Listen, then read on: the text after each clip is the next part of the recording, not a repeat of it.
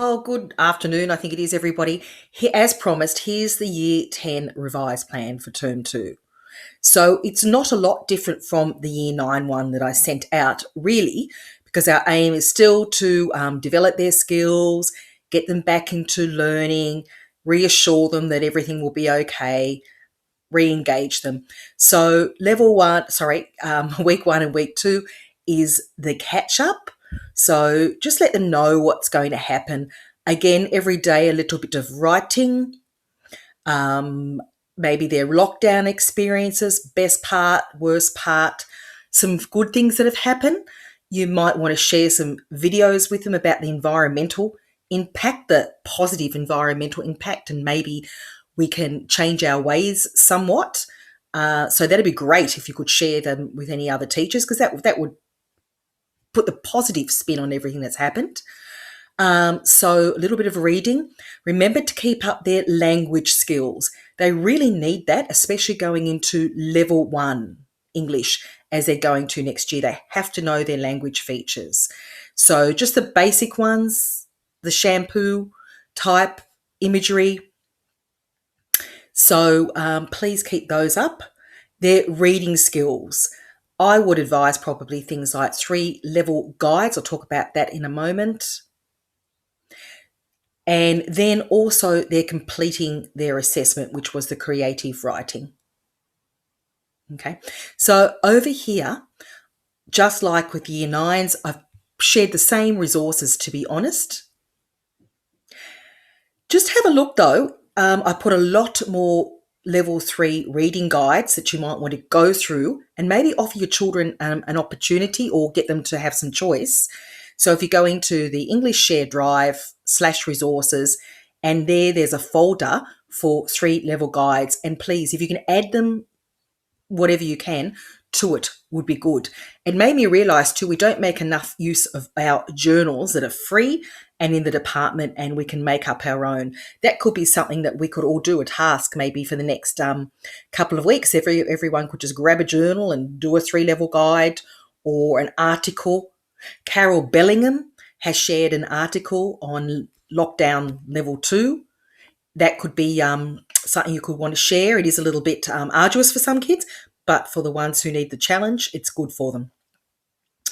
If you've got a lower level Year 10, or again, you might want to offer them a variety of tasks. There's Beans that's being used for Year 9.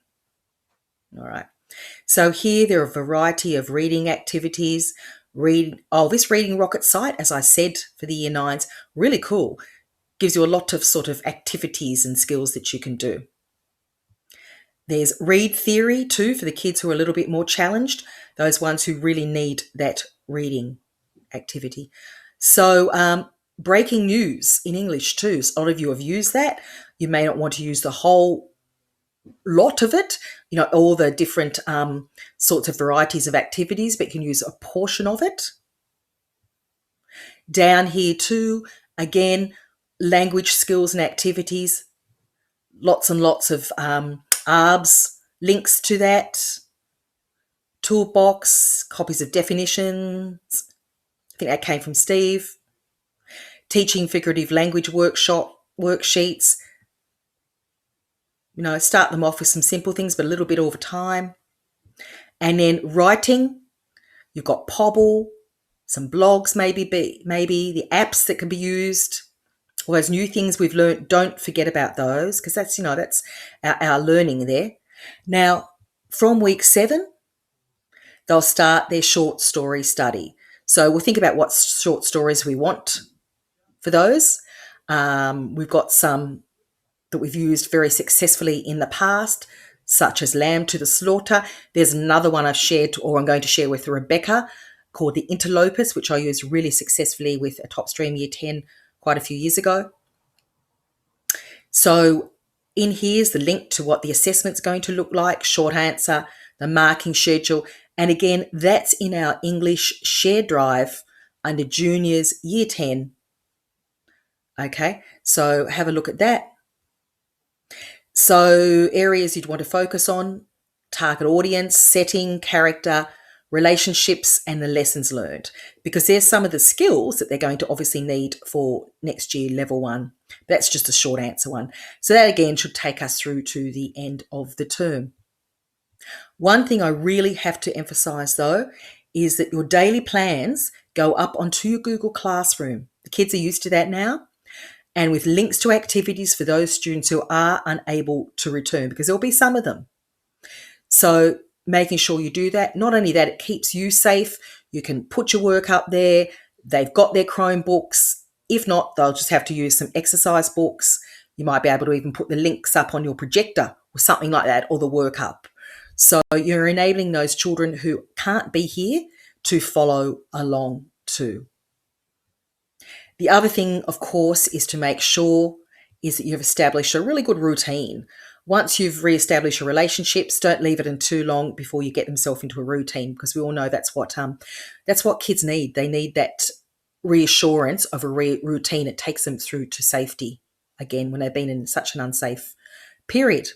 So please add some more resources here, just some links for any other teachers. Oh, with the 3-level guides too, you might want to, just to say, adapt those, say, into slides for them. You might not want to put them up verbatim, little bits and pieces.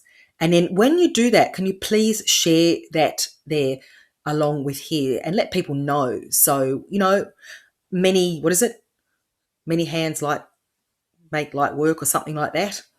So, all right, so that's us for going back on Monday.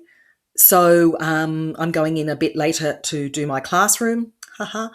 So we'll see you next Monday. Good luck with everybody, and just email me if you need anything. Okay. Thanks, folks. See you.